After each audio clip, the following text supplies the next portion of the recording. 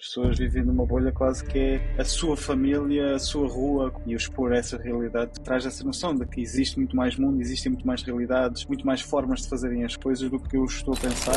Mas a verdade é que em 1998 eu fiquei a saber que os meus pais faliram, que nem sequer havia dinheiro para pagar as propinas da universidade pública. Mesmo que me acontecesse alguma coisa durante um mês, portanto isto significava que mesmo que eu ficasse sem dinheiro durante um mês, não havia direito a mais €1. É uma aprendizagem única, porque dá-te essa visão do mundo que é: não existe um único caminho para fazer seja aquilo que for. Como é que raio tu ensinas a crianças? A ciência está quando tu consegues entender como é que o cérebro das crianças funciona e quais é que são estes gatilhos. Isto até acontece contigo. Nós podemos, de forma intencional, começar a educar os nossos filhos financeiramente. Quando comecei a fazer isto com a minha filha, que eu percebi que eu nem nunca me tinha percebido que ela conseguia perceber a diferença de peso entre as moedas. Vêm as perguntas.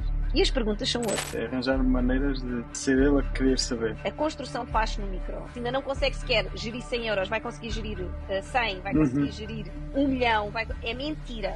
É mentira. Educação financeira para crianças é tudo o oposto que tu aprendes para os adultos.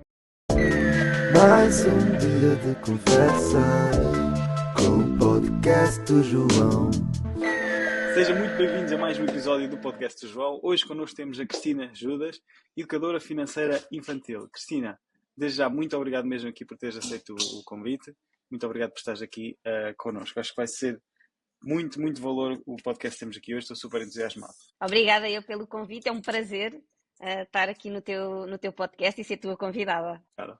Olha, desde já ia começar aqui, porque eu tenho aqui muitas perguntas sobre o tema, porque eu acho o tema super relevante, super importante mesmo. Mas ia pedir, se calhar, um bocadinho de contexto, ou seja, o que é que fazias antes, és educadora financeira infantil agora, não é? Mas o que é que fazias antes e também perceber o que é que te fez chegar, porque é que decidiste ir invertir por essa área e por aí fora. Se me pudesse dar um bocadinho de contexto. Olha, vou começar no teu podcast ao contrário da minha história. Até porque faz sentido tendo em conta o tema que tu trabalhas e a área onde tu trabalhas. Certo. Porquê? Porque o meu background são 20 anos na área da construção. Ok. Eu tive 20 anos na área da construção, não especificamente na área do imobiliário, portanto, o imobiliário era uma das áreas em que nós nos desenvolvíamos, ou que nós trabalhávamos, mas pronto, eu fui gestora de projetos e de contratos, portanto, de grandes contratos. Para teres mais ou menos uma ideia, o contrato mais pequeno que eu alguma vez geri foram 2,5 milhões de euros, e portanto, eu costumo brincar a dizer que fazer prédios para mim é obras ali de estrada, não é de estrada, são aquelas obras pequeninas para nós, não é? Exato. Porque realmente Porque nós são consideramos contratos... apartamentos, para ti são os pequenos prédios de 2 milhões, 3 milhões. Exatamente. Portanto, é mesmo isso. O contrato mais pequeno que eu alguma vez geri de empreitada foram... aliás, estou-te a mentir. A obra mais pequena que eu geri foi a minha casa. Foi a gestão da minha casa e só para teres uma ideia, eu vinha cá, sei lá, nem sei se vinha cá uma vez por semana. Só ver como é que a coisa estava. Mas é mesmo assim, porque são contratos, pronto, de outra dimensão, Claro. com outras preocupações.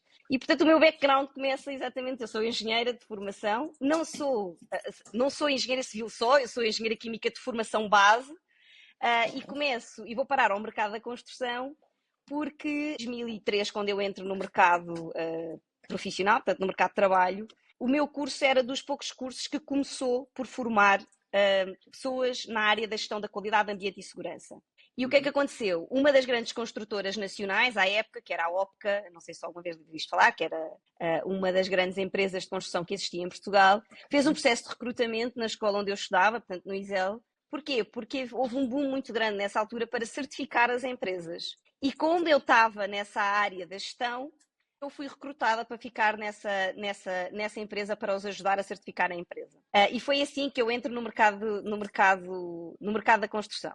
Como comecei ao contrário contigo, agora vou explicar o background e porquê a educação financeira infantil.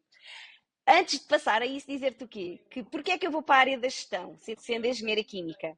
Porque eu toda a vida quis ir para plataformas petrolíferas. E à época, portanto, eu já sou um bocadinho mais antiga, eu nasci em 1980, e quando eu tinha 21 anos, não era tão comum assim, aliás, não existiam ainda mulheres offshore. Portanto, as mulheres não podiam ficar em plataformas offshore, portanto, tu podias estar em terra, podias trabalhar no enquadramento da empresa, mas não podias ser colocada diretamente nas plataformas. Eu na altura candidatei-me não só às plataformas petrolíferas em Angola, como também no Brasil, e nem numa nem noutra eles aceitavam mulheres para esses cargos. Portanto, não aceitavam aquilo que se chamam engenheiras de frente. E isso foi logo uma grande machadada naquilo que era o meu plano de carreira à época e fez com que eu fosse para a área. Portanto, a gente tinha 2 ramos, digamos assim, dentro da especialidade da engenharia, tínhamos 2 ramos, era a produção e outro era então a área da gestão. E isso é o que faz com que eu vá para a área da gestão, que acaba depois por determinar toda a minha carreira profissional. Ora, a montante disto tudo, o que é que aconteceu? Em 1998, quando eu estou para entrar para a universidade, eu tinha 17 anos, eu fiquei a saber que os meus pais faliram. Pronto, eu pertencia a uma família que vivia muito acima da média, Portugal, e quando eu digo muito acima da média, é mesmo muito acima da média, e portanto até esse momento eu nunca tive qualquer tipo de constrangimento financeiro, portanto era uma situação que não se colocava aqui em casa, não era sequer tema, nunca tive que gerir dinheiro, nunca... Tudo aquilo que e não era aquela questão de tudo o que eu pedia tinha, não tinha a ver com isso, havia educação, ainda bem que houve. Eu digo muitas vezes que fiz o caminho que fiz graças aos valores que me foram sendo implementados ou sendo estruturados, mas a verdade é que em 1998 eu fiquei a saber que os meus pais faliram. Este processo de uma falência, como tu deves imaginar, não acontece do dia para a noite, ainda por cima nós tínhamos bastante património, mas o que é que acontece na maior parte das vezes, e se calhar tu também já te deparaste com isso, até porque tu já atingiste a tua liberdade financeira, tens um filho, provavelmente, oxalá nunca te aconteça, mas nós temos uma tendência normal, enquanto pais, de proteger os nossos filhos, principalmente com estes assuntos que nós achamos que eles não vão ter capacidade para entender, que nós vamos conseguir resolver o assunto até que, para que eles não sofram as consequências e, portanto, vamos evitar falar deste tema. Foi o que aconteceu com os meus pais, não é? Portanto, eles, na realidade, o que fizeram foram tentar proteger-nos do que se estava a passar, só que chegou um momento em que realmente eles não conseguiram resolver a situação e entraram em falência, e não foi só falência técnica, foi mesmo real, e, portanto, isso teve um efeito devastador a vários níveis da nossa família. No meu caso, em concreto, isso foi muito determinante, porque foi no ano em que eu estava a entrar para a universidade e eu fico a saber exatamente que nem sequer havia dinheiro para pagar as propinas da universidade pública, porque eu sempre estudei em escolas públicas. Foi o tio, que na altura nós pedimos ajuda a um dos irmãos do meu pai, que acabou por me oferecer uma mesada que tinha reduzido para a época, e que tinha destas 2 condições. Portanto, acontecesse o que acontecesse, eu tinha 5 anos para terminar o curso, portanto, ele ia acabar, deixava de me dar mesada ao fim dos 5 anos, e mesmo que me acontecesse alguma coisa durante o mês, portanto, isto significava que mesmo que eu ficasse sem dinheiro durante o mês, não havia direito a mais €1. Hoje em dia eu conto isto assim a rir, mas isto foi muito devastador e teve na altura efeitos psicológicos e emocionais muito, muito complexos. E para teres assim uma ideia, na minha primeira mesada, eu fali. Portanto, eu assim que acabo de receber a minha primeira mesada, eu entrei em falência porque eu tinha uma preocupação muito grande, que era, eu preciso pagar urgentemente as minhas propinas. Eu não sei se vocês têm noção, mas à época as propinas só se podiam pagar ou pagavas tudo de uma vez, porque eu lembro-me que à altura era o equivalente a €350. Eu ainda recebia em escudos, portanto, posso estar aqui a falhar nos valores, mas eu tenho a ideia que era mais ou menos o equivalente a €350 de propinas anuais, e tu só podias pagar, ou pagavas tudo a pronto, ou pagavas 2 vezes, não havia outra forma. Lá está, imatura como era, o que é que eu pensei? Bom, vou pagar tudo de uma vez, porque assim já salvaguardo esta questão e pelo menos estudar, não fico sem estudar. Só que depois aí entra aquele drama, que é quando tu só tens aquele teu rendimento, às vezes as decisões financeiras têm que ser ajustadas à tua realidade. E naquele caso em concreto, não fazia sentido absolutamente nenhum fazer o pagamento da propina a pronto, porque fez com que eu ficasse o resto do mês sem dinheiro. Completamente sem dinheiro. É óbvio que eu podia dormir à casa dos meus pais, eu tinha essa possibilidade, podia comer em casa, mas os impactos, que eu gosto sempre de que as pessoas tenham essa noção, porque não se tem esta noção, eu costumo dizer que subir as escadas é muito fácil e adaptar a vida a uma vida melhor, todos nós temos uma capacidade enorme. Quando nós temos que descer de graus e emagrecer a nossa vida, ela não acontece à mesma velocidade que quando nós subimos. E não acontece mesmo. Um dos grandes impactos emocionais que esta situação da minha família teve em mim foi que eu só ganhei consciência disto há muito pouco tempo, aliás, há 3 anos para aí. Eu durante muito tempo eu sentia-me um peso na vida dos meus pais. E portanto, o que é que isso fez? Fazia com que eu tentasse nunca subcarregar mais a vida dos meus pais. E então, sempre que eu pudesse não comer em casa, tudo que eu pudesse evitar para que não causasse despesa, eu fazia. E então eu ter, logo no primeiro mês, isto ter acontecido foi assim devastador. Devastador. Isto acaba por marcar muito aquilo que é a minha relação com o dinheiro e a forma como eu acabo por também lidar com o dinheiro aí para a frente. Isto obriga-me, como deves imaginar, a ter que perceber de dinheiro, porque não podia voltar a acontecer, e portanto a ter que perceber de orçamento, a ter que... à época, eu não sei se as pessoas têm a noção que em 1998 nós não estávamos à distância de um clique de nada ainda, não é? Já existia internet, mas ainda estávamos numa fase muito rudimentar. Eu não sei se a maior parte das pessoas sabe que ainda só existia o Wi-Fi, o Mirk, portanto a internet era 1.0, ainda era só possível fazer download, não havia uploads de nada, portanto era uma coisa muito rudimentar ainda. Eu vejo, parece que entra num túnel do tempo. Às vezes estou a falar destas coisas e parece que sou muito antiga, mas isto foi há relativamente pouco tempo, não é? Exato. Porque realmente... Exatamente. E é uma diferença gigante da realidade que nós conhecemos hoje para aquilo que aconteceu há 25 anos atrás, há 30 anos atrás. E nessa fase, o acesso à informação também era através das bibliotecas e só havia coisas em estrangeiro e lá fora, nem sequer havia cursos. Eu não sei se as pessoas têm esta noção. Nós tentarmos estudar e entender de dinheiro era mesmo por tentativa e erro.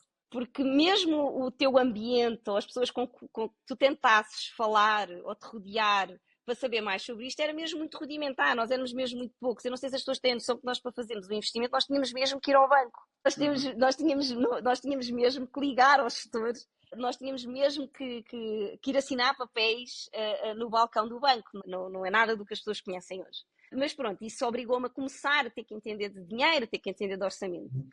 A vida foi acontecendo, eu obrigatoriamente tive que começar a trabalhar também para aumentar o meu rendimento. Foi logo uma das coisas que eu percebi, é que precisava de começar a trabalhar, nem que fosse pontualmente em trabalhos esporádicos, para conseguir aumentar o meu rendimento, que era o que acontecia. Eu também fui estudar à noite, portanto passei automaticamente, no ISEL tínhamos esta possibilidade, eu estudava à noite e portanto durante o dia tinha liberdade para poder, nestes trabalhos pontuais, ganhar dinheiro. Onde eu investia muito mais era no período do verão. Eu tinha muita capacidade de fazer dinheiro durante o verão, lá está, fazia trabalhos durante aqueles 3 meses de verão para depois conseguir amealhar e para fazer as minhas coisas durante depois todo o inverno, e foi assim que eu fui estruturando a minha vida financeira. Também à época comecei a perceber que tinha que ter um pé de meia, portanto não se falava em fundos de emergência, isso não existia, a gente sabia que tinha que ter dinheiro guardado para uma eventualidade, porque eu comecei a perceber que a vida é feita de imprevistos. Não é uma folha de Excel, e eu percebi da pior maneira possível, porque era o que me estava a acontecer. E, portanto, a minha vida financeira começa muito com isto, portanto, com a tentativa e erro, com muitos erros cometidos, com aquilo que me acontecia e eu tinha que arranjar uma solução para resolver e para não voltar a acontecer. Portanto, este foi o caminho que eu fui fazendo. Acabo a universidade dentro do prazo estabelecido. Este processo de recrutamento, é-me feito este processo de recrutamento ainda na universidade, ainda antes de terminar o curso, e, portanto, eu termino o curso já a trabalhar nesta empresa. Portanto, eu depois tenho uma vida profissional completamente normal. Lá está, também à época, muito acima eu ganhava muito acima daquilo que era a média da maioria das pessoas. Porquê? Porque eu tinha muitos trabalhos fora, eu já tive 12 países diferentes a trabalhar e, portanto, havia aqui também essa facilidade de conseguir fazer dinheiro, porque a gente também se coloca em situações que a maioria das pessoas não está disposta a colocar, não é? Como vocês... Eu não sei se as pessoas têm a noção, a gente não faz propriamente obras no meio de Nova Iorque. Eu nunca tive essa sorte. Portanto, eu como tive sempre em grandes contratos e de infraestruturas, ainda por cima, não é? Eu fiz muitas barragens, muitas autoestradas, aeroportos. Nós vamos para o meio do nada e portanto, também temos que nos conseguir colocar nessa posição. Mas também é isso que, ao fim e ao cabo, também depois nos traz algum retorno, não só financeiro, que obviamente era grande, mas também esta estrutura que eu acho que é muito relevante e esta experiência de ver mundo, porque eu hoje em dia digo muitas vezes que a bolha onde a gente vive não existe em 90% do mundo. 90% do mundo vive em escassez completa e numa realidade que não é o Ocidente. E eu acho que falta muitas vezes a noção às pessoas de que o mundo não é isto que nós vivemos aqui na Europa e na América do Norte. Não é isso que existe. E as pessoas nem chegam... Eu acho que as pessoas quase nem chegam aí. As pessoas vivem numa bolha quase que é a sua família, a sua rua, quase, é mesmo, a maior parte das pessoas, eu acredito, vive uma bolha muito, muito limitada mesmo. E eu expor essas realidades, simplesmente estar exposto a isto, traz essa noção de que existe muito mais mundo, existem muito mais realidades, muito mais formas de fazerem as coisas do que eu estou a pensar, e só nós termos essa noção de poder abrir a mente nesse sentido, eu acho que já acrescenta muito, muito, muito, muito valor. É uma aprendizagem única. Porquê? Primeiro porque dá-te essa visão do mundo que é, não existe, e deixar já aqui essa nota, não existe um único caminho para fazer seja aquilo que for. Portanto, eu costumo dizer que é assim, quem vem com a história de que só há uma forma, de que paguem, deletem, fujam, porque isso não é verdade. Não é verdade para nada na vida, nada. E isso vem da experiência de outras realidades. Para conseguirem chegar exatamente ao mesmo caminho, existem milhares de formas. Portanto, essa obviamente é uma grande, grande, grande lição que a vida e que a experiência nos dá. Com isto tudo, como deves imaginar, eu fui mãe tarde. Pronto, porque fui adiando a maternidade e eu sou mãe aos 34 anos do Tomás, que acaba por dar aqui uma reviravolta na minha vida, todos os sentidos, porque eu, como deves imaginar, eu passava a vida dentro de um avião ou dentro de um carro, portanto as milhas e os quilómetros eram mais do que as horas que eu passava na minha casa. E com a vinda do Tomás, tudo tem que ser reestruturado, portanto eu começo a dizer que tenho que começar a ficar mais presente, e assim, eu também nunca sofri aquela questão de a pressão do trabalho, dizer que, e eu gosto de dar sempre esta nota porque eu fui uma mulher no meio do mundo de homens, portanto eu trabalhei na construção, 90% da minha vida foi eu sozinha numa mesa com 20 homens. Não é fácil, nós temos que realmente nos colocar em situações e ter muita clareza de onde é que nós queremos chegar, mas é possível. Agora, não é de todo, nem romantizando, é realmente a gente temos que ter muita clareza de onde é que nós queremos chegar para conseguir vencer muitas as crenças e acima de tudo, as ideias muito enraizadas a nível cultural nesta questão, por exemplo, até mesmo do trabalho. Eu posso falar de um lugar que eu sei que a maioria das mulheres não tem, mas foi um trabalho de plantar todos os dias. Portanto, eu cheguei a um sítio de muito sucesso e de muito respeito por todos os meus pares, mas foi à custa de um posicionamento que durante muito tempo até me acusavam de ser bastante rude ou até muito bruta, mas que acaba por nos embrutecer quando nós vivemos neste meio. E curiosamente, quando o Tomás nasce, eu sou completamente, imagina, ele destrutura-me completamente, não é? Porque eu tenho que reorganizar toda a minha estrutura familiar. Eu própria, só para teres uma ideia, o Tomás, quando veio, eu tive uma gravidez perfeita, eu trabalhei até ao último dia. Para teres uma ideia, eu pedia ao meu pai, eu já não podia conduzir, eu estava a fazer uma barragem em Portugal, uma das maiores barragens que era o Baixo Sabor, e eu grávida de 8 meses e tal, e já não podia conduzir, então pedi ao meu pai para ir comigo, para eu poder ir para a obra e voltar ainda grávida.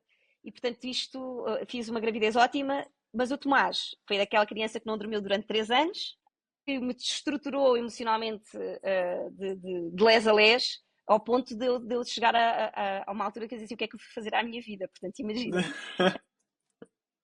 Mas isto, para te dizer que quando fui mãe, para além deste abalo todo a nível profissional, que tive que reorganizar toda a minha estrutura, para dizer que lá está, face àquilo que eu consegui construir, eu nunca tive qualquer tipo de problema de dizer já não vou viajar, porque lá está, a minha autoridade estava estabelecida, portanto o meu reconhecimento profissional era inegável e portanto não tive essa dificuldade de ter que me sujeitar àquilo que muitas vezes a gente ouve acontecer e sei que infelizmente é a realidade de muitas mulheres, mas abalou imenso. Quando o Tomás faz um ano, eu sem me aperceber muito bem, eu começo a ter uma preocupação muito grande de ter que ensinar dinheiro ao meu filho. Era assim uma obsessão, João. Eu não conseguia explicar porquê. Mas porquê esta coisa do dinheiro e estás sempre a insistir? Não sei. Só para teres uma ideia, na festa de aniversário do meu filho com 1 ano, a mesa do bolo do meu filho, aquelas mesas todas maricas que a gente faz quando a gente tem o primeiro filho, aquelas coisas, sabes, que a gente manda vir a empresa de decoração e aquelas coisas todas coisas. E a mesa do meu filho tinha 2 milheiros, só para ter assim, decorados com o tema, que era para as pessoas, portanto, só para ver assim, Muito bom. ao ponto em que isto estava. Só que eu começo a tentar ensinar finanças, quer dizer, não é finanças, mas tentar conceitos básicos financeiros ao meu filho, na crença que é assim, poça, pá, eu já sei finanças pessoais e investimentos para mim, já sou investidora há tantos anos, caramba, eu sei ensinar finanças básicas ao meu filho. E é aqui que a gente começa a levar as primeiras chapadas da vida, que foi tudo aquilo que eu tentava fazer com o Tomás não funcionava. Mas pura e simplesmente não funcionava. Mas ao ponto dele que não querer saber de dinheiro, não ligava, não... e eu cometi os erros todos, portanto é aquilo que eu digo. Eu quando falo, hoje em dia, para finanças para crianças, foi porque eu também já fiz esse, sabes o caminho que eu fiz comigo, que eu fiz com o meu filho mais velho, das finanças para crianças. Portanto, eu cometi os erros todos. Os erros todos que não se devem cometer, eu cometi com o meu filho mais velho. Claro, com um ano de idade e com aquilo que eu já tinha vivido, eu já tinha a clareza que é assim, pá, caramba, isto o problema obviamente não pode ser do meu filho, portanto o problema tem que ser meu. Ora, se o problema é meu, eu tenho que ir procurar o que é que eu estou a fazer errado, o que é que está aqui, porque é que eu não estou, será que eu estou a antecipar passos, será que é cedo demais, pronto. Fui tentar procurar respostas e foi quando eu começo a procurar então de formação muito mais dedicada, que até então eu só estudava, por isso me perguntaram assim, mas tu sempre estudaste finanças? Sempre. Eu era aquela pessoa chata que ia de férias com livros de finanças, chaves e relatórios de contas. Portanto, o que é que estás a estudar? E eu dizia assim, vocês não vão querer saber, porque vocês não é nada sexy. Aquilo que eu faço nos meus tempos livres. E eu começo à procura desta informação e começo a perceber logo uma grande dificuldade, que é, epá, não há assim tanta coisa completamente estruturada só para crianças. Encontrei, obviamente, nos Estados Unidos. Os Estados Unidos estão realmente a anos-luz daquilo que é a realidade europeia. Faço um primeiro curso com a Beth Koblinger, ela chegou a ser consultora, inclusive do Barack Obama, é uma grande referência nos Estados Unidos a nível de literacia financeira. Depois faço uma outra formação na Austrália com a Priscila Rossi. E depois então encontro uma pós-graduação específica em educação financeira já no Brasil, que também acabo por fazer. Mas na altura tudo para consumo. E eu já tive esta pergunta, João, várias vezes. Pá, ninguém faz uma pós-graduação para consumo interno. Eu sou essa pessoa, porque eu sou aquela pessoa que desde que saí da faculdade nunca deixei de estudar. E não faço eu faço as coisas porque gosto mesmo. Na maior parte das vezes não é com aquele objetivo de um dia monetizar. Se tu me perguntares, se eu voltasse há 3 anos atrás, se eu algum dia monetizar educação financeira infantil, eu dizia que estás louco. Porque eu há 3 anos atrás, quando faço a minha transição de carreira, era para monetizar o meu conhecimento de 20 anos na área da construção, portanto, na área da gestão de risco, na área da gestão de contratos. E é quando sou confrontada, portanto, eu começo a fazer uma mentoria no Brasil, e sou confrontada com um exercício que eu achei assim, foi transformador para mim. Foi uma coisa muito simples, nós fazemos a linha do tempo da nossa vida e nessa linha do tempo nós colocarmos aquilo que são os eventos relevantes, bons e maus. E depois fazeres uma espécie de, tudo escrito, pedem-te para escreveres, descreve cada um desses eventos. E aquilo foi altamente terapêutico, João, altamente terapêutico. Porque é quando eu me deparo pela primeira vez com é quando eu olho pela primeira vez para a minha linha do tempo e percebo que o dinheiro sempre esteve presente desde que aconteceu o que aconteceu com os meus pais, que eu acabo por, de alguma maneira, as finanças estarem sempre ligadas, e eu começo a perceber que se calhar a história dos meus filhos está a ser o meu efeito terapêutico para resolver uma série de coisas que eu tinha acabado por desenvolver com a falência dos meus pais. Eu não tinha esta clareza. Foi aquilo que eu te disse, por exemplo, quando há bocado te disse que eu me sentia um peso na vida dos meus pais, foi uma clareza que eu tive há 3 anos atrás, eu até então não tinha, nunca tinha unido os pontos, e é quando eu ganho consciência, e é quando a minha suposta transição de carreira muda outra vez por completo, porque eu quando decido que queria fazer uma transição de carreira, era para ir ensinar gestão de risco e gestão de contratos, portanto ainda nem sabia como, portanto eu assim, pá, estou cansada de estar nas obras, estou farta de viajar. Eu sei que isto pode parecer ridículo, mas a gente quando começa a andar muitas horas de avião, a gente quer estar em casa. Eu sei que o sonho de muita gente é viajar. Hoje em dia tenho o luxo de dizer que já só quer viajar quando quer viajar.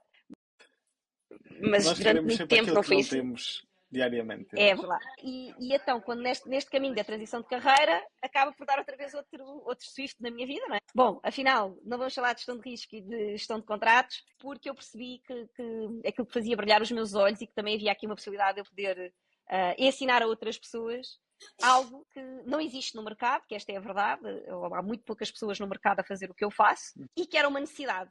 Como tu deves imaginar, mas isto faz parte também do meu, eu acho que eu já percebi que faz parte do meu ADN, desafios fáceis não são propriamente para mim, portanto, eu costumo dizer, se fosse fácil não era para mim, porque na altura fui muito questionada, que é, Cristina, tu não deves estar a pensar que estás a descobrir a roda, não é? Se não existe, ou se existe muito pouco, se calhar é porque não dá. Exato, Calhar é não porque não funciona. funciona. Tu não estás à espera de ter sido tu que descobriste o fogo agora, não é? E eu, quando as pessoas me começam a colocar estes entraves, normalmente para mim, eu costumo dizer que se calhar não dá, é a pior palavra que me podem dizer. Porque eu costumo dizer que se nós não temos a capacidade para desafiar o status quo, epá, caramba, então não estamos aqui a fazer absolutamente nada, não é? Porque somos uma cambada de carneirinhos que andamos todos sempre a fazer a mesma coisa só porque há alguém que teve que desafiar o status quo. E nunca existiria evolução, não é? Nunca existiria nada Exatamente, porque a verdade é fora do que já essa. existe. Exatamente. Lá está, se voltamos há 27 anos atrás, existe uma entrevista super famosa do Bill Gates a falar sobre a internet.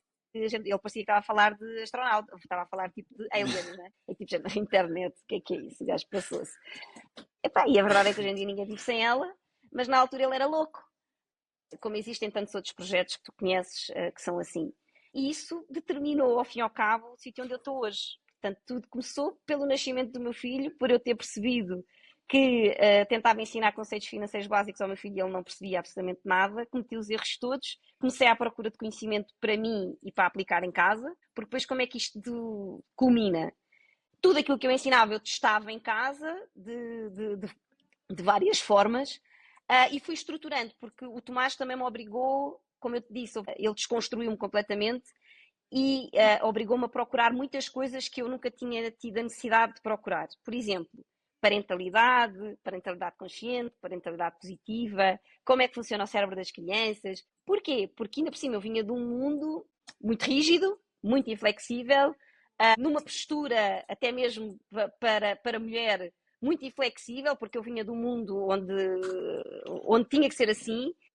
Exato. O Tomás acaba por me destruturar muito e eu procuro muita informação durante este período, sobre essas áreas todas. E ao fazer este caminho das finanças com o Tomás, eu fui estruturando estas várias áreas e testando várias coisas. De como é que era possível nós, respeitando as crianças, o neurodesenvolvimento das crianças, conseguiríamos aplicar ou ensinar finanças e como é que as próprias finanças poderiam ser potenciador para desenvolver áreas tão relevantes que eu sabia, até por ser investidora, que são a área as áreas sociais e emocionais. E então foi nesta tentativa e erro também, mais uma vez, com ele, que eu acabo por começar a perceber que existia uma maneira, que existia um método, que existia um passo a passo. Só que eu, na altura, como deves imaginar, não foi com esta estrutura e esta clareza toda com que estou a falar agora. Quando sou confrontada com esta minha transição de carreira, é que me são começadas a fazer perguntas assim, mas o que é que tu fizeste para chegar ao sítio onde o Tomás está hoje? O que é que tu estás a fazer com a tua filha que já foi diferente? E foi quando tu fazes aquela tua retrospectiva, tipo, qual foi o caminho que eu fiz? E começas a meter no papel. Exato, começas a documentar. Foi assim, tentando fazer da história curta, mas já te contando aqui quase metade do episódio, foi assim que eu cheguei às finanças para crianças. Portanto, não foi um processo imediato, altamente pensado, decorre da minha experiência regra geral de vida. não é. Regra geral não é. Regra geral traz sempre de uma necessidade, de alguma coisa que nós passamos no dia a dia que depois acaba por se transformar em algo que nós podemos monetizar e acho muito bem, não é? Acho espetacular.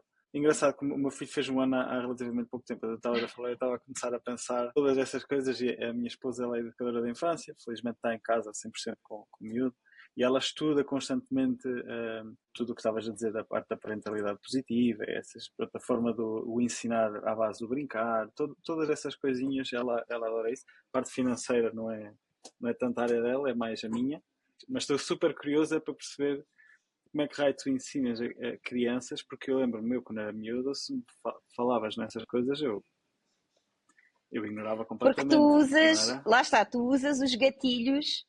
A ciência está aonde? A ciência está quando tu consegues entender como é que o cérebro das crianças funciona e como é que tu consegues colocar os gatilhos ou as características naturais com as quais as crianças já nascem a teu favor. O que é que acontece na maior parte das vezes? É que nós vimos de ciclos que nos são repetidos e nós vimos todos uns mais, outros menos, mas vimos de um ciclo de parentalidade muito autoritário. Eu mando, tu obedeces. Pronto, isto é o primeiro grande ciclo que nós temos que quebrar, que é, se nós queremos, é a velha máxima, se nós queremos resultados diferentes ou pessoas diferentes, nós vamos ter obrigatoriamente de fazer caminhos diferentes, não tem outra forma.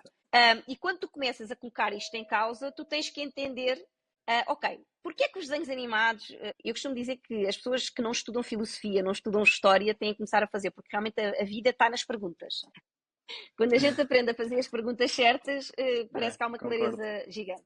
E eu comecei a fazer muitas perguntas do género. Porquê é que os desenhos animados prendem as crianças? O que é que eles têm, o que é que eles fazem para que as crianças fiquem completamente coladas e vidradas? É a cor só? Não, não é. É várias coisas. É um conjunto, obviamente, uma construção, uma narrativa que é criada. E acima de tudo, está subjacente a estes gatilhos mentais com os quais as crianças já nascem. Curiosidade latente, como tu sabes, todas as crianças são altamente curiosas, e existe uma coisa que a neurociência nos ensina, que é uma janela de oportunidade ali na primeira infância, mais ou menos até aos 7 anos de idade. Por isso é que nós temos um crescimento potencial. Se vocês repararem e analisarem, às vezes é só observar, não é? Nós, num dia, o teu filho era altamente dependente e 3 meses depois, ou 4 meses, ou 6 meses depois, 3 meses depois o teu filho senta-se, rebola, depois já consegue gatinhar. Portanto, menos de um ano, o teu filho consegue se colocar em pé e andar. Eu não gosto de dar estas datas, que às vezes o meu filho não anda um ano. Pronto. Sim, é só para ter uma... Só para as pessoas balizarem mais ou menos aqui os parâmetros. Quer dizer, num ano, estás a ver, é exponencial, é completamente exponencial. Então isto significa que há uma janela de oportunidade enorme. Porquê? Porque é quando se estão a criar todas as sinapses do nosso filho, várias sinapses. Né? As sinapses é as ligações que existem dos neurónios, portanto é quando eles se ligam e criam um conhecimento, não é? O neurónio solto não é conhecimento nenhum. Existe depois até uma poda neural, exatamente por causa disso. Ora, eu fui tentando perceber quais é que são estes gatilhos. Portanto, tu tens um que é a curiosidade. Quando tu consegues acionar a curiosidade, tu vais estar muito mais receptivo a aprender. Isto até acontece contigo, não é? Por exemplo, tu convidaste-me para o teu podcast porque tens curiosidade de perceber um bocadinho mais sobre a educação financeira infantil. Então tu estás muito mais receptivo a entender do que, por exemplo, o que é que acontecia na escola? Tu tinhas que ir assistir matérias que não estavas minimamente interessado. Não te lembras nem de um terço. O gatilho da curiosidade é aquilo que nos faz querer aprender e reter essa informação. Quando nós conseguimos acionar isso nas crianças, estás a utilizar uma coisa natural a teu favor. Depois tens uma outra questão que é inevitável, que é o tempo. Tu tens o tempo a teu favor quando eles são mais pequeninos. Porque quanto mais cedo tu errares, mais depressa tu também tens a possibilidade de voltar a acertar a rota. Não é? É muito mais simples e com esta maleabilidade que existe nesta primeira infância, que é o erro é rapidamente substituído porque estamos num processo de construção e de formação, não é? Portanto, o cérebro só é considerado totalmente formado por volta dos 25 anos, mas realmente está testado e comprovado que a primeira infância é de ouro, não é? Eu não sei se tens conhecimento, mas por volta dos anos 2000, não, em 2000, nós tivemos um economista que ganhou o prémio Nobel porque conseguiu demonstrar, através de um estudo, que é o Paris School, o investimento que nós fizemos na educação das crianças na primeira infância tem um retorno sobre o investimento, um ROI, de 7%. Como é que isto foi medido? Quando tu vais comparar, foi um estudo que foi longitudinal e já foi repetido várias vezes, porque isto depois não foi um estudo novo, ele foi repescar um estudo que já tinha sido feito antigamente e foi olhar para este estudo do ponto de vista social e não do ponto de vista, porque já agora só para fazer aqui um resumo rápido, o que é que tinha acontecido? Ali por volta dos anos 60 foi feito um estudo para tentar mostrar que crianças que tinham acesso a um nível de ensino de maior qualidade iriam ter um QI superior a outras crianças. O estudo foi um flop. Porquê? Porque no final do estudo as crianças que tinham tido um sistema de ensino de maior qualidade tinham mais ou menos o mesmo nível de QI que as crianças que não tinham tido. Então, a nível de QI, foi um flop, que era isso que eles queriam demonstrar. Ele foi olhar para este estudo do ponto de vista social, socioemocional, foi mais assim. E foi um estudo, as crianças crianças que depois foram acompanhadas até aos 45 anos de vida. E o que é que ele conseguiu concluir? Que estas crianças, ao longo da vida, tinham tido níveis de escolaridade muito mais elevados, tinham conseguido manter relacionamentos interpessoais de maior sucesso, tinham níveis de literacia e de financeiro muito mais elevados, níveis de criminalidade mais baixos, As gravidezes na adolescência eram muito menores, ou seja, aquilo que o Estado gastaria com estes cidadãos, no caso de não haver este investimento na primeira infância, percebe? Portanto, o ROI dos 7% decorre disto. É aquilo que se deixa de gastar, que o Estado deixa de gastar e, portanto, consegue reinvestir essa verba noutras áreas, por conta do quê? Da reinserção social, de desemprego, e reintegração, por exemplo, na questão das adolescências, de reeducação, etc, etc. E então existe esta janela de oportunidade. Portanto, quanto mais vezes tu falhares e acertares a rota, obviamente, quanto menos falhares, melhor, mas que se... eu até digo que não, que eu gosto que acho que faz muito sentido falhar, quanto mais a gente falha, mais aprende. Mas quanto mais isto acontece nesta janela de oportunidade, não é? Nesta fase de construção, mais rápida vai ser a aquisição de conhecimento. Portanto, nós temos nas nossas mãos a possibilidade de pôr a nosso favor os gatilhos naturais que a criança já traz. Nós temos é que saber ligar estes botões. As crianças são naturalmente comprometidas, se tu reparares. Se tu deres uma missão, tu agora o teu filho vai começar a andar, ou está prestes a começar, está-se a pôr em pé agora provavelmente a agarrar às coisas, muito rapidamente vai surgir a bendita da frase do pai compra-me isto, mãe quero isto, ou a apontar a dizer que quer. Ele entendeu o princípio basilar do dinheiro, sem vocês terem dito nada. Ele percebeu que vocês entregam alguma coisa e que é através da entrega dessa coisa que ele consegue trazer tudo para casa. Seja os iogurtes que ele gosta de comer, seja o brinquedo que ele gosta de brincar. E, portanto, se ele entendeu o princípio basilar do dinheiro, porque as pessoas têm que pensar nisto. Nós estamos a falar de princípios. E muitas vezes as pessoas não entendem isto, que o dinheiro é um recurso. E o princípio do dinheiro, ele foi inventado exatamente para isto, para substituir um sistema de trocas que não funcionava para um que passasse a funcionar. Portanto, se eles entenderam o princípio basilar do dinheiro, nós podemos, de forma intencional, começar a educar os nossos filhos financeiramente. Claro que agora existe uma estrutura e é aqui que depois entra o neurodesenvolvimento. Como é óbvio, eu com crianças de 1 ano, eu não lhe vou dar uma semanada. Com crianças de 1 ano, eu não lhe vou falar em investimentos. Eu vou usar aquilo que é o dia-a-dia, porque é o que eu digo. Qual é que é a grande metodologia da Emana? É transformar o dia-a-dia das famílias numa sala de aula. Portanto, eu costumo brincar a dizer que, a partir do momento em que vocês entendem os princípios da educação financeira infantil, vocês vão ver a educação financeira infantil do lado. Porque não é possível nenhuma família, independentemente do extrato social, que todos os dias não tomem uma decisão financeira. Não é possível. Pois, exato. É constante. É impossível. Eu já tive pessoas a dizer que, Cristina, isso é mentira, porque eu, por exemplo, eu estou dias sem gastar dinheiro. Subjacente ao facto de tu não gastares dinheiro nesse dia, houve uma decisão financeira. Tu não gastas por alguma razão. Portanto, isso é uma oportunidade para ensinarmos qualquer coisa. Agora, quando a gente tem esta clareza... E as pessoas nem percebem o que é custo de oportunidade. Não? Exatamente. Portanto, é desta maneira. Claro que depois agora é assim. Ok, Cris. Então, com 2 anos, ele disse a frase mágica, ou 1 ano e meio. O que é que eu faço? Nós vamos começar a dar a esta criança a oportunidade de mexer em dinheiro. Porque eu preciso de acionar o gatilho da curiosidade. E se eu lhe der dinheiro, por exemplo, moedas de cores diferentes, de tamanhos diferentes, de pesos diferentes, eles têm um olhar sobre a vida que nós não temos. Né? E eles são muito mais ligados, deves reparar isso com o teu filho, que ele quando pega num brinquedo, ele olha para aquilo como se, não é? E consegue ver os detalhes todos. Ele ainda não fala, mas tu, quando ele começar a falar, vais perceber que ele vai ver coisas que tu nem vias. Tu nem sabias que existiam nos brinquedos e nas coisas. Porquê? Porque eles são um disco rígido vazio, são esponjas e têm aí um olhar sobre as coisas completamente distinto do nosso, porque eles estão na ânsia de aprender tudo. E então, quando tu também permites ao teu filho mexer em dinheiro, tu estás a ligar, a acionar o gatilho da curiosidade sobre o dinheiro. E ele vai perceber que há cores diferentes, tamanhos diferentes, pesos diferentes. Foi quando comecei a fazer isto com a minha filha que eu percebi que eu nem nunca me tinha percebido que ela conseguia perceber a diferença de peso entre as moedas. Quer dizer, a gente nem se apercebe, não é? Mas ela conseguia perceber. E, portanto, o que é que isto faz quando tu acionas o gatilho da curiosidade? Vêm as perguntas. E as perguntas são ouro. Portanto, as perguntas é o quê? É a janela da oportunidade a abrir-se. Exato. É a mesma coisa que a minha esposa me disse, é arranjar maneiras de ser ele a querer saber. Exatamente. Porque aí o que fica mesmo absorvido é completamente diferente do que se fores tu a tentares debitar. Até porque acho que tem um efeito exatamente composto, fomos nós quase que a tentar dizer que é assim.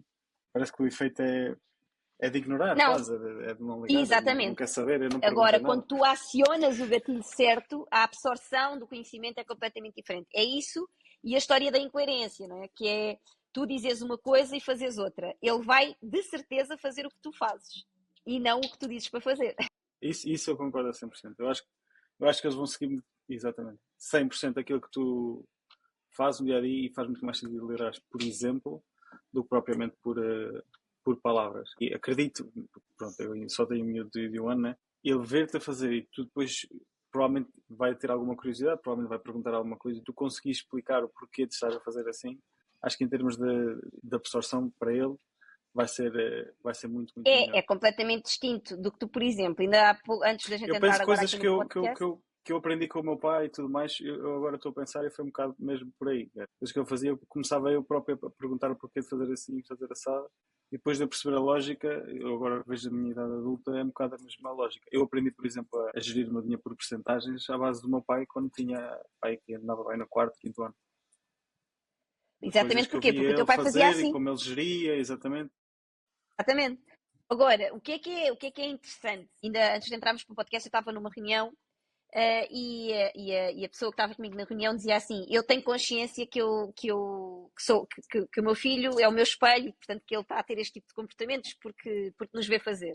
E eu tenho muitas vezes aqui até aqui não é discussões, mas aqui debates até aqui internamente em casa. Ele diz para fazer de uma determinada maneira, que as crianças não podem, por exemplo, comer um lanchinho antes do jantar, mas, no entanto, ele come. E quando Exato. eles perguntam porque é que ele pode e eles não, ele, por isso, simplesmente não tem uma razão lógica para dar. E, portanto, obviamente vai continuar o comportamento. Tem a ver com isto. E às vezes a gente pensa que as coisas são decisões astronómicas. Não. A construção faz no micro. A construção faz no micro. E isto é válido para tudo na vida, não é? Não é só na vida financeira. Quem acha que se ainda não consegue sequer gerir 100 euros, vai conseguir gerir 100, vai conseguir gerir 1 milhão, é mentira. É mentira. Isso não acontece assim, portanto, é no micro hábito que a coisa acontece e com as crianças ainda mais. Não é? E com as crianças ainda mais, porque a escala e a realidade e a percepção é muito menor. É muito menor. Nós temos que ter a noção que o tempo está diretamente relacionado à nossa vivência, à nossa experiência de vida. É por isso que nós brincamos muitas vezes porque é que os velhotes têm imensa paciência. Que, relativamente ao tempo de vida, tudo é assim, tem calma, tens tempo. Porquê? Porque tem a ver exatamente com isso. A percepção de tempo para quem já viveu Exato. mais. Porquê? Porque o tempo começa a ser mais escasso. E então tem aquela percepção de que pá, não precisas de correr porque tens tanto tempo a fazer, a vida ainda vai dar tantas voltas e vai não sei o quê. Com eles não é? Exato. Existe o famoso teste do marshmallow, e já fui altamente criticada na internet quando eu falo dos 20 minutos, que é o equivalente mais ou menos a 2 horas. Eu já tive pessoas a dizer assim, onde é que foste? Qual é a base científica? A base científica é esta. E é matemática, portanto, existem estes estudos. Eu, como tu deves imaginar, tendo como base curso de engenharia, eu sou obcecada, e hoje em dia já estou um bocadinho mais aliviada, mas era obcecada a achar que nunca sabia o suficiente, que não tinha o fundamento suficiente para afirmar o que eu estava a afirmar. Tudo aquilo que eu faço é porque ou já estudei, ou já testei. Quando não sei, eu digo que não sei. Já fui altamente cancelada até exatamente por causa disto. Eu falo de uma coisa, João, que é explosiva, né? Eu falo de dinheiro e crianças. Tu estás a tocar em 2 pontos nas famílias muito, muito complexos, não é? Que é a educação e dinheiro. Por um lado gera muito interesse, eu noto que gera muito interesse, mas por outro lado toca aqui, é o efeito avestruz, não é? Eu prefiro não ver para não ter que mudar. Exato.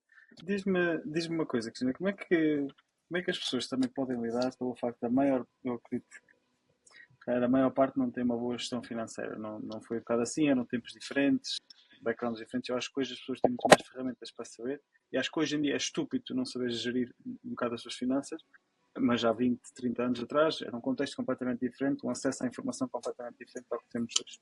Por isso tu ainda vens com pessoas que não têm, e está tudo bem, esse conhecimento financeiro e por aí fora. Mas como é que depois elas também, não tendo e não sendo o exemplo, percebes? Podem ensinar e tentar ajudar com que as Olha, suas eu diria que crianças essa é a sejam, pergunta que percebes? Tem que se mais vezes preocupar, na minha visão, né? De tudo o que nós podemos fazer, o mais importante é nós focarmos sempre em nós mesmos primeiro, porque senão tudo o resto é um bocado pointless, porque se tu não souberes gerir financeiramente, tu não consegues simplesmente, se calhar até acredito que seja muito difícil tu meteres ele ter aulas, por exemplo, com alguém, uma criança, mas depois essa criança, depois se chega a casa e não tem exemplo prático, acho que as coisas não vão correr bem. Não sei se é uma criança Acabaste de dar a resposta. Então é assim, educação financeira para crianças é tudo o oposto que tu aprendes para os adultos. Esta foi a minha primeira grande conclusão quando eu comecei a estudar isto. Por exemplo, e já vou responder concretamente à tua pergunta, porque é a pergunta que mais vezes me é feita, principalmente quem vem da área financeira ou da área das finanças pessoais e investimentos, porque vem muito naquele foco da máscara do avião. Primeiro eu, para me salvar a mim, para depois poder ajudar os outros, porque enquanto eu não estiver bem, não vou conseguir ajudar os outros. Finanças para crianças é o contrário. É assim, finanças para crianças, tu, por exemplo, não ensinas primeiro a poupar, tu ensinas primeiro a gastar. Portanto, logo aqui tu estás a contrariar um princípio basilar daquilo que são as finanças para os adultos, não é? Que a gente primeiro paga-se a nós e depois é que vive com o resto. Claro que isto são períodos de tempo muito curtos, mas a realidade é que se tu continuares a não conseguir gastar, e tu tens o exemplo disso, principalmente em famílias com mais rendimento, que até podem muitas vezes ter capacidade de poupança, mas o problema está sempre na quantidade de dinheiro que gastam. Portanto, não conseguem gerar mais riqueza porque estão a gastar demasiado quando poderiam alocar isso muito mais para a criação de riqueza numa primeira fase da vida. E então aquilo que tu ensinas primeiro, e mais uma vez, porque nós temos que usar os gatilhos a nosso favor, tu ensinas primeiro a gastar, porquê? Porque é através da consequência natural que a criança vai aprender. E através da consequência natural é que ela vai perceber que se calhar é importante eu começar a poupar. E abre-se a outra janela de oportunidade para introduzir isso. Ok, voltando, isto só para dar esta nota que a finanças para crianças é mesmo completamente diferente. Como é que nós conseguimos fazer isto quando os adultos não estão ou nem sequer têm consciência financeira da vossa vida? É aqui que entra a metodologia. E é aqui, e posso dizer porque eu tenho os dois tipos de pais, eu tenho os pais que vêm ter comigo porque já têm essa consciência financeira e dizem, uma das coisas que eu mais percebi é, se eu soubesse disto há mais tempo, portanto, e vêm com aquela coisa de vou fazer com o meu filho aquilo que eu não tive a oportunidade de fazer, que não fizeram comigo, não é? Exato. Mas tenho os outros pais que pura e simplesmente vêm pelos filhos, não é?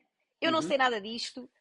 Muitos deles nem sequer têm consciência se têm uma boa ou uma má relação com o dinheiro. Alguns deles até passam algumas dificuldades, mas eu quero que o meu filho se safe. Como é que eu consigo fazer isto? E é aqui que está o ouro.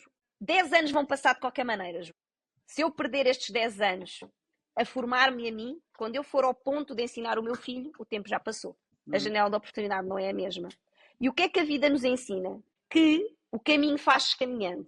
Eu aprendo para ensinar. Eu aprendo, faço e ensino. Quanto mais eu fizer isto, vocês até vão criar uma relação que é outro pilar agora, que já não tem a ver com as finanças e que tem a ver com o desenvolvimento pessoal. Primeiro, tu humanizas a tua relação com o teu filho e crias mais um ponto de conexão, que é, tu não és um super-herói, não sabes tudo. E, portanto, se não sabes, eu também podemos aprender em conjunto. E depois, quando tu tens uma metodologia que está testada e comprovada, tu vais começar a ensinar o teu filho e vais começar a ganhar consciência que há muitas coisas que estás a ensinar ao teu filho que não fazes na tua vida. E então, quando começas a aplicar o método, tu percebes que, caramba, eu estou a ensinar o meu filho a...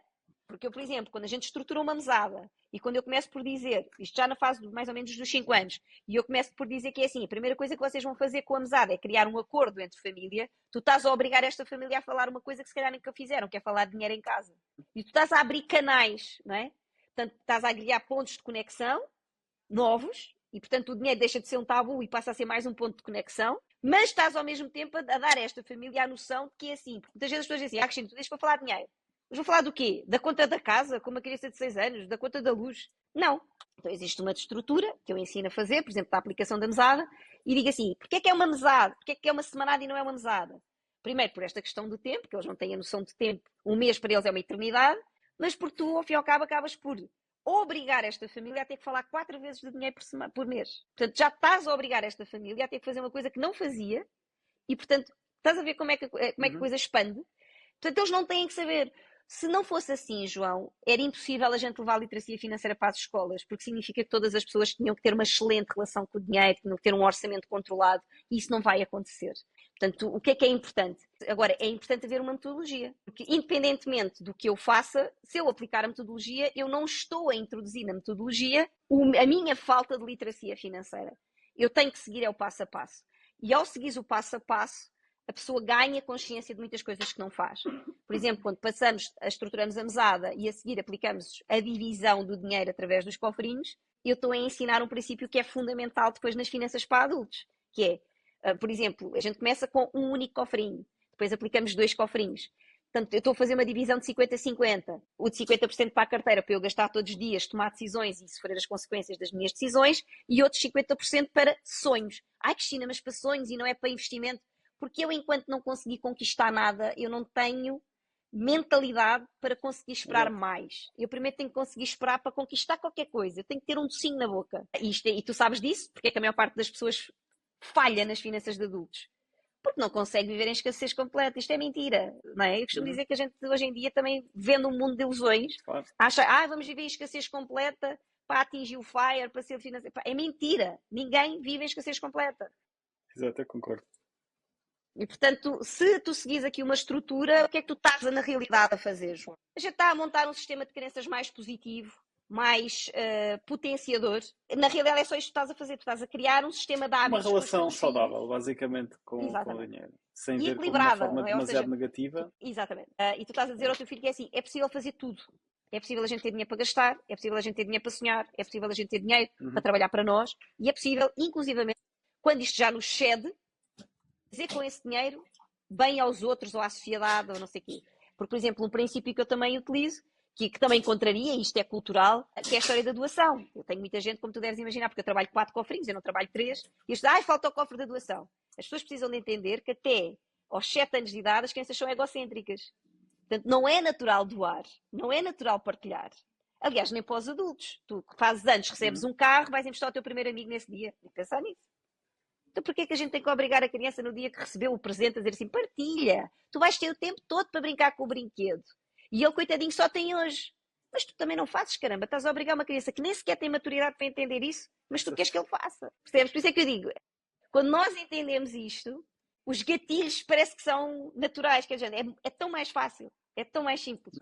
E apanhas muitos pais, ou qual é a percentagem de pais que têm uma ligação muito negativa mesmo, que vêm com muitos traumas, que deves apanhar muita gente, quase certeza, que ligam o dinheiro a algo a maior parte mal, das pessoas não tem essa quase consciência. não querem passar isso ao filho. Eu não tenho muita, a gente não tem muito essa, não tem ainda muito essas, aliás, as pessoas que têm uma péssima, principalmente, porque normalmente isso está muito mais agarrado a pessoas que têm uma vida financeira até muito instável. Eu não tenho muitos pais. Por exemplo, falando aqui muito abertamente relativamente a esse tema, eu não trabalho propriamente com pais que vivem em escassez. Porquê, João? Isto também tem uma lógica. Porque se eu estou preocupada em pôr comida na mesa, eu não tenho disponibilidade mental para estar preocupado se o meu filho vai saber sobre dinheiro ou não. Não tenho essa preocupação educacional. Portanto, já estamos a falar de um tipo de pais que tem que ter aqui algum conforto. Claro que se tu disseres assim, tenho muita gente que me segue nas redes sociais, que me manda mensagens a pedir ajuda, mas que depois não têm a capacidade, têm que consumir o conteúdo gratuito porque não têm capacidade, porque estão em escassez, não é? Portanto, eu costumo dizer, e obviamente estão noutro patamar. É possível, e se começassem cedo, a vida deles também mudava? Sim, claro que sim. E por isso é que a gente depois também tem os conteúdos gratuitos e essas coisas todas para ajudar essas pessoas. Mas, para entrar nos nossos programas, eu não tenho esse tipo de público. Mas, no entanto, mesmo nas famílias mais desafogadas, há muitas pessoas que é quando ganham a primeira vez consciência de muitos traumas e crenças financeiras que muitas vezes nem se apercebiam que tinham. Porquê? Porque a vida foi correndo, eles até vivem bem, fazem viagens, têm fundos de emergência, alguns, outros estão a começar a construir, mas lá está, a vida foi acontecendo e a maior parte deles nunca parou para pensar qual é o ciclo que ainda não quebraram. Agora, disseste aí outra coisa que eu acho que é muito relevante e que eu gostava de chamar a atenção. O problema da educação financeira infantil muitas vezes está aqui, é que todos os pais estão dispostos a morrer pelos filhos. Eu se fizer numa audiência, já fiz este teste várias vezes, se eu fizer numa audiência, quem é que aqui está disposto a morrer pelo filho? Toda a gente levanta o braço. Mas quando eu digo assim, até porquê é que vocês não estão dispostos a viver pelos vossos filhos? É quando cai a primeira ficha. O que é isto, viver pelos nossos filhos? Nós fazermos o que precisa de ser feito, dar o exemplo, mudar os nossos hábitos, muitas vezes fazer coisas que nós não estamos a tirar. E atenção que eu não acredito que a gente tenha que viver sempre fora da zona de conforto, porque eu acho que a gente não performa bem fora da zona de conforto. Eu acho que a gente tem que ir à zona de conforto para crescer, mas depois aquilo tem que passar a ser confortável para fazer. Porque se não for confortável, tu não consegues performar bem, não é? Exato. Porque é no hábito que a gente performa bem. Ou no treino, na repetição que a gente performa bem. É quase como, eu ligo quase com a questão da alimentação também. Ou seja, a vida financeira, quase todos os hábitos têm que ser duradouros a longo prazo, não é? Ou Exatamente. seja, tu simplesmente cortares com tudo o que é supostamente mau não é sustentável a longo prazo, porque tu vais ter esses desejos, essas necessidades, e é saber lidar e não simplesmente deixar-se consumir por isso, do que propriamente tentar ignorar e tentar ser perfeito, porque não vais ser perfeito. Ninguém é Isso não perfeito. existe. A mesma A coisa perfeição com é a a parte imperfeição do dia a financeira, dia. é igual. E é saber lidar e simplesmente não ir a exageros, na minha opinião, e encontrar um equilíbrio que seja sustentável a longo prazo e que vai se refletir em todas as áreas. Acho que é um bocadinho por aí. E a grande questão na literacia financeira não é exatamente esta. Tanto que se tu me perguntares muitas vezes, eu tenho muita gente a procurar se eu tenho cursos para pôr os filhos a fazer. Eu não uso essa Exato. metodologia. O core da Emoney é eu formo pais e educadores e agora estamos a investir muito em formar educadores financeiros infantis para colocar no mercado para poderem ir para as escolas. Portanto, a Emoney nunca vai ter esta posição de ir diretamente para as escolas fazer. Eu quero formar educadores financeiros infantis para fazer, até porque eu sou uma, não consigo ir a todo lado. E, portanto, eu tenho que multiplicar Cristinas e multiplicar pessoas que repliquem a minha metodologia para poderem levar isto para mais casas, para mais famílias, mas eu não sou apologista exatamente do que tu disseste, porque não funciona, João. Não funciona quando o caminho não é feito em conjunto. Eu ter o meu filho a ter aulas de educação financeira, e só para dar este exemplo para as pessoas perceberem porque é que não funciona, porque já me fizeram essa questão até relativamente à reciclagem, que é, mas quando foi da reciclagem funcionou muito bem a gente ensinar as crianças a fazer, e foram elas que ensinaram os avós e os pais a fazer. A reciclagem não tem o cariz emocional que o dinheiro tem. Enquanto que na reciclagem tu dás o benefício da dúvida do que o teu filho possa saber mais do que tu, no dinheiro é como na sexualidade, tu não vais dar esse benefício da mas quem és tu para me dizeres agora se eu estou a fazer bem ou mal? De ego. É uma questão até de ego, como estás a dizer. E portanto essa porta fecha-se quando tu tens, e já me aconteceu isso até na escola, eu durante muito tempo durante algum tempo fui voluntária do Journey, como é que se chama? Do Journey Achievement, e dei aulas de literacia financeira até aqui em escolas públicas. E eu lembro-me, na altura, até ensinei uma técnica, a técnica do PDA, uma técnica que a gente usa muito para evitar o consumismo, porque lá está, era uma população mais carenciada, e eu achei, bom, isto vai fazer sentido para as pessoas terem aqui, ponderarem aqui um bocadinho mais as compras antes de consumirem. E os miúdos acharam aquilo inacreditável. Estavam tipo, uau, vou ensinar isto ao meu pai. E na semana seguinte, quando eu lá cheguei e perguntei, muitos deles vinham completamente desolados porque levaram isto e eles disseram assim, está bem, e o que é que isto vai fazer? Vai fazer com que eles se desinteressem. Não, claro. Porquê? Porque aquilo que é o super-herói deles, que são os pais, as pessoas têm que ter consciência que assim, as pessoas de referência dos nossos filhos somos nós, as pessoas de referência. A família, os pais, os avós, muitas vezes os professores, o que eles dizem é lei. E quando nós não conseguimos criar esta conexão com os nossos filhos, o que nós dizemos é lei. Por exemplo, se tu disseres preto e a professora disser branco, ele vai fazer preto. Não tem como. O que é que muitas vezes, olha aqui como é que muitas vezes as pessoas não percebem como é que se começa a mentir. Se tu disseres preto e a pessoa disser branco, o que vai acontecer é, tu na escola vais fazer branco para não desiludir esta pessoa, mas tu em casa vais fazer preto para não desiludir esta pessoa. Agora tu dizes, isto é altamente consciente. Não, mas é assim que as crianças nascem. Se as crianças fossem conscientes, a gente não as tinha. As crianças limitantes, como é óbvio, não é? Porque é isto, não é? Certo. Quer dizer, se elas fossem todas conscientes, a gente não as fazia, não é? Exato. Olha, Cristina, tinha aqui também outro ponto que eu gostava de debater contigo, até é mais pessoal meu do que outra coisa, que é a questão da mesada. Ou seja, a questão da mesada eu percebo a lógica para conseguirem lidar com o dinheiro, conseguirem gerir e terem uma relação saudável com o dinheiro, não é? Mas existe alguma coisa... Por exemplo, eu tenho esta ideia, que quando estivesse no miúdo, eu vejo muito os Estados Unidos, aquela questão de fazerem as limonadas e não sei o quê, e eu gostava de conseguir-lhe mostrar que ele tem a capacidade de gerar dinheiro de forma relativamente simples. E como é que isto é gerar dinheiro? É simplesmente sendo útil para a sociedade. Ou seja, o que é que perceber, analisar um bocadinho o contexto à sua volta, onde é que ele pode acrescentar valor, seja cortar relva, seja fazer uma limonada, seja fazer isto e fazer aquilo, e mostrar que ele tem a capacidade, se pensar um bocadinho, de ir buscar o dinheiro que ele, para comprar uma PlayStation, para comprar isto, para comprar aquilo, pode colocar o trabalho, pode acrescentar valor à sociedade e vai ser recompensado por isso e pode pegar nessa recompensa que ele tiver, que é o dinheiro, e comprar o que ele quiser e utilizar para o que ele quiser. Eu não sei como é que tu vês essa questão. Eu, por acaso, até tinha na minha cabeça que não lhe ia dar mesada e que só ia, tipo, este meio. Agora, a falar contigo, percebi um bocadinho que são coisas que diferentes e que se complementam e não propriamente. Exatamente. Tem que ser uma ou outra. Esta resposta, porque é assim, na verdade não existe uma mesada. Existem 9 tipos de mesada. É um sistema. Então a gente Ok. começa por estruturar aquilo que a gente chama a mesada educativa. E a mesada educativa é nós, lá está, começamos a criar o sistema de hábitos e ela tem uma estrutura. E esta mesada educativa vai ser a espinha dorsal para que todas as outras mesadas que existem, eu já te vou falar aqui de algumas, se alinhem. Porquê? Porque tu vais utilizar o sistema que usas na educativa para as outras todas. Exemplos de mesada, que nós não chamamos mesada, mas são mesadas. Por exemplo, até dos 2 aos 5 anos existe uma coisa que se chama mesada simbólica, que foi, eu já te falei dela, quando nós damos aleatoriamente dinheiro, sem periodicidade, sem valor fixo, isto é um nome, chama-se uma mesada simbólica. A maior parte dos pais dá esta mesada e não tem consciência. É o dinheiro que tu dás por graça para ir pagar o pão, para ir pagar o café. Qual é aqui a mudança de chave? É tu fazeres de forma intencional. Eu estou a fazer isto para ligar o gatilho da curiosidade. Esta é a mesada simbólica. Depois vem a mesada educativa, com uma estrutura, já está com um valor fixo, uma prioridade, um acordo, uma divisão. E depois temos mesadas como a mesada empreendedora, que tu acabaste de falar dela. Existe a mesada empreendedora. Existe, por exemplo, a mesada de terceiros, que é a mesada que tu acabas por receber dos avós, dos tios e etc. E que na prática tu vais utilizar, pegas nela e em vez de ser só aquele dinheiro que muitas vezes as crianças nem veem e vai direto para a poupança, tu vais usá-la para educar. E vais implementar a base, que é a base da mesada educativa. Porquê? Porque usando a mesada educativa, as outras todas orbitam aqui. E o que é que tu ensinas às crianças? Não existe uma forma única de ganhar dinheiro. Existem várias. E então tu estás a fazer aquilo que tu queres estimular na mesada empreendedora, que é pensamento crítico, resolução de problemas, porque tu para usares a mesada empreendedora, acima de tudo, tu tens que ter muito potenciado esta questão do que problema é que eu vou resolver?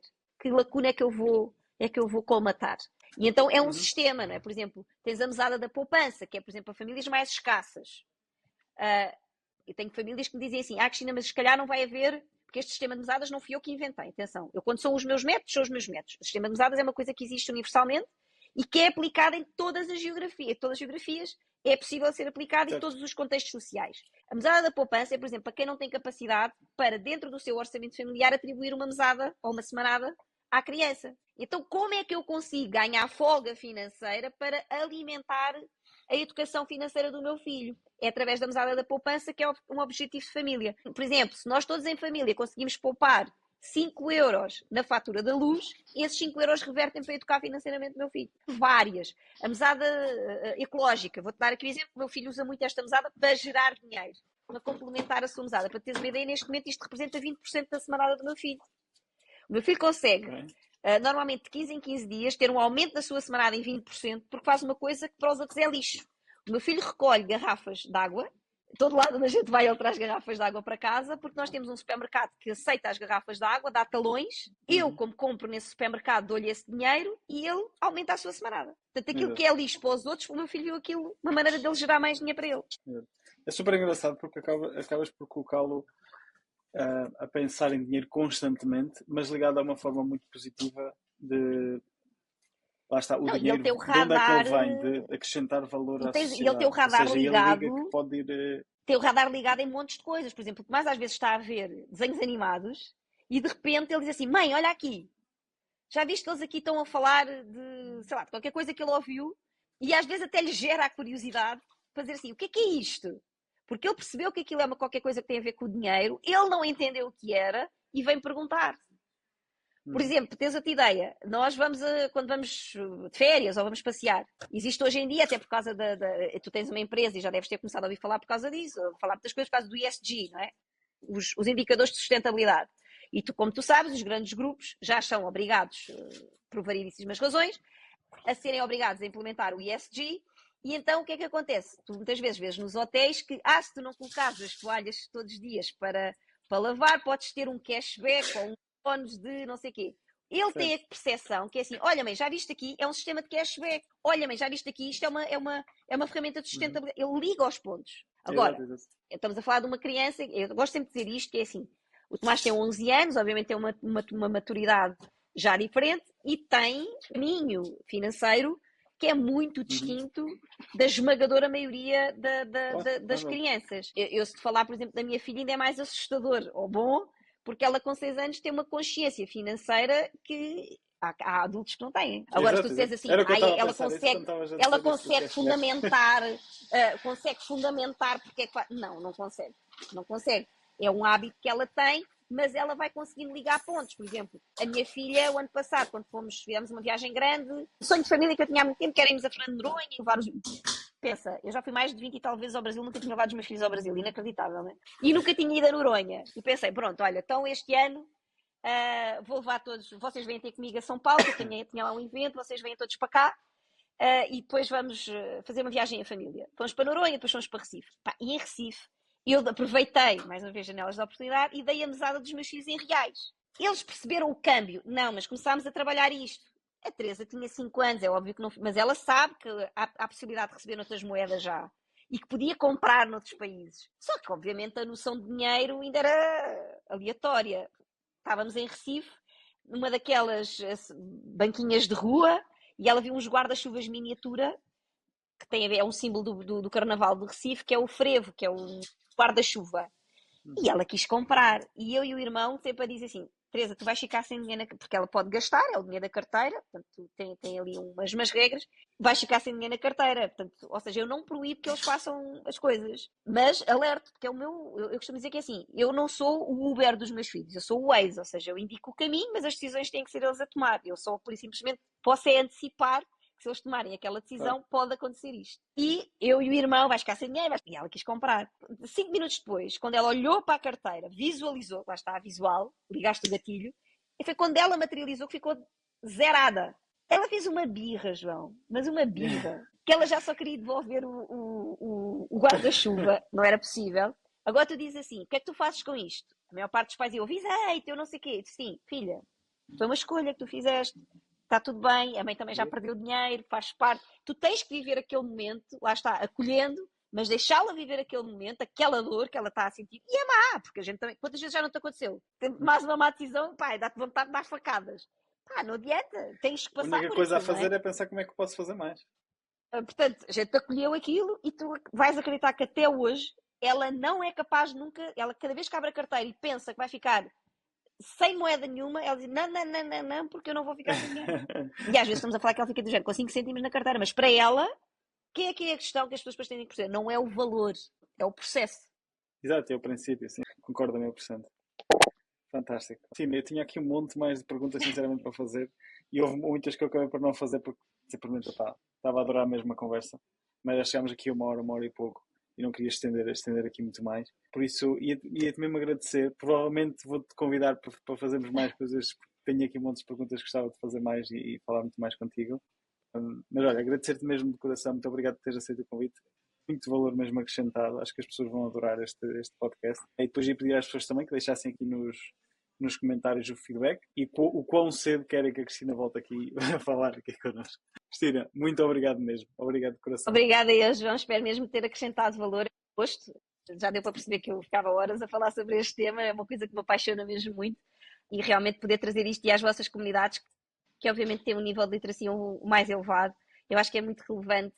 Também para desmistificar isto, que é, apesar da gente já saber para nós, pensem que é assim, é tudo ao contrário com eles.